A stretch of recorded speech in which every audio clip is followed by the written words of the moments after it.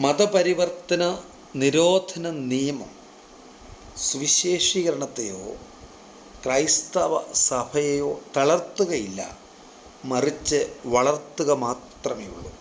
പുറപ്പാട് പുസ്തകം 1:12. എന്നാൽ അവർ പീഡിപ്പിക്കും തോറും ജനം വർദ്ധിച്ചു, അതുകൊണ്ട് അവർ ഇസ്രായേൽ മക്കൾ നിമിത്തം പേടിച്ചു എന്ന് നാം വായിക്കുന്നു. ഏറ്റവും അടുത്ത കാലത്ത് ചാർലി കിക്കിൻ്റെ വെടിയേറ്റുള്ള മരണം അമേരിക്കൻ രാഷ്ട്രീയത്തെ ഏറ്റവും സ്വാധീനിച്ച യുവസുവിശേഷകനായിരുന്നു ചാർലി കിക്ക്.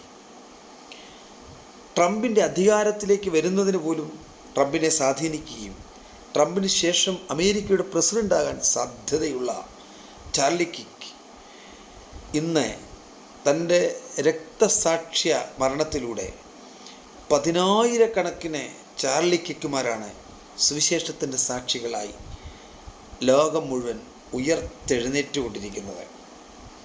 ഇസ്രായേൽ മക്കളെ പീഡിപ്പിക്കും തോറും ഇസ്രായേൽ വർദ്ധിച്ച ചരിത്രമാണ് വേദപുസ്തകം നമ്മെ പഠിപ്പിക്കുന്നത്.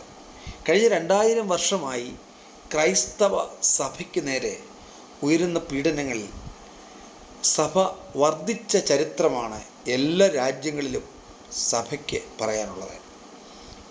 മനുഷ്യവർഗത്തിൻ്റെ രക്ഷിതാവായി രക്ഷയ്ക്കായി കാൽവറി ക്രൂശിൽ മരിച്ച് അടക്കപ്പെട്ട് ഉയർത്തെഴുന്നേറ്റ ക്രിസ്തു, ആ ക്രിസ്തുവിൻ്റെ ക്രൂശീകരണത്തോടെ ഇത് അവസാനിക്കും എന്ന് ശത്രുക്കൾ ചിന്തിച്ചു. എന്നാൽ യേശുക്രിസ്തുവിൻ്റെ ഉയർത്തെഴുന്നേൽപ്പിലൂടെ സഭ പെട്ടെന്ന് വളരുകയായിരുന്നു.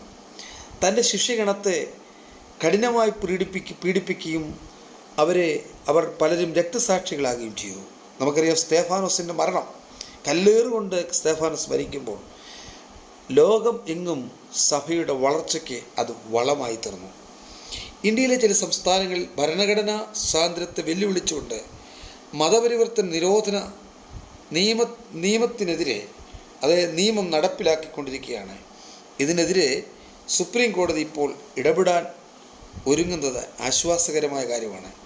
ഇത്തരം സംസ്ഥാനങ്ങൾ 4 ആഴ്ചയ്ക്കുള്ളിൽ മറുപടി പറയണമെന്ന് സുപ്രീം കോടതി ആവശ്യപ്പെട്ടിരിക്കുന്നു. നമ്മുടെ രാജ്യം ഏറ്റവും കൂടുതൽ ചർച്ച ചെയ്ത ഈ വിഷയത്തിൽ സർവശക്തനായ ദൈവത്തിൻ്റെ ശക്തമായ ഇടപെടലുകൾ ഉണ്ടാകുവാൻ എല്ലാവരുടെയും പ്രാർത്ഥന ശക്തമായി പ്രാർത്ഥിക്കാം. ഏത് മതം പ്രചരിപ്പിക്കാനും ഇഷ്ടമുള്ള മതത്തിൽ ചേരാനുമുള്ള പൗരാവകാശത്തിന് നേരെയുള്ള വെല്ലുവിളികൾക്ക് ശാശ്വത പരിഹാരം ഉണ്ടാകുവാൻ നമുക്ക് പ്രാർത്ഥനയിലൂടെ ഒരുമിക്കാം, പോരാടാം.